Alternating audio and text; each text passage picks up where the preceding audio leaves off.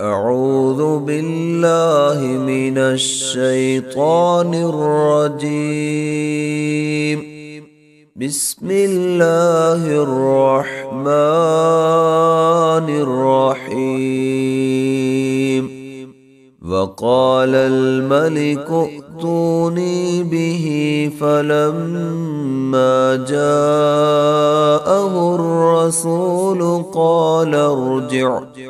قال ارجع إلى ربك فاسأله ما بال النسوة اللاتي قطعن أيديهن إن ربي بكيدهن عليم.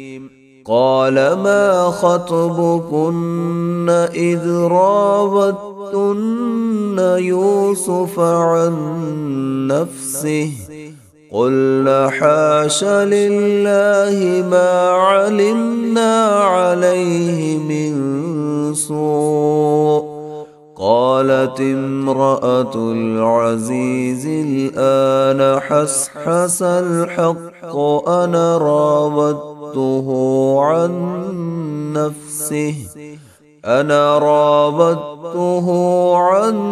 نفسه وإنه لمن الصادقين. ذلك ليعلم أني لم أخنه بالغيب وأن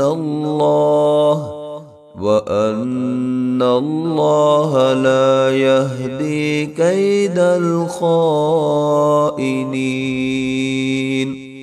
وما أبرئ نفسي إن النفس لأمارة بالسوء إلا ما رحم ربي إن ربي غفور رحيم.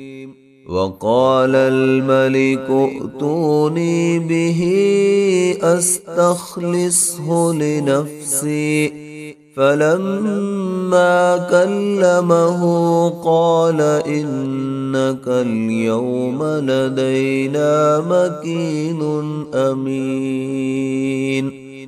قال اجعلني على خزائن الأرض إني حفيظ عليم.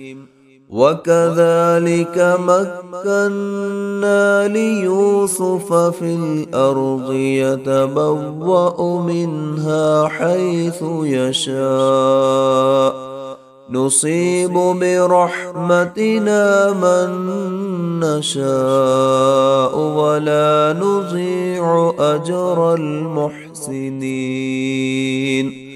ولأجر الآخرة خير للذين آمنوا وكانوا يتقون.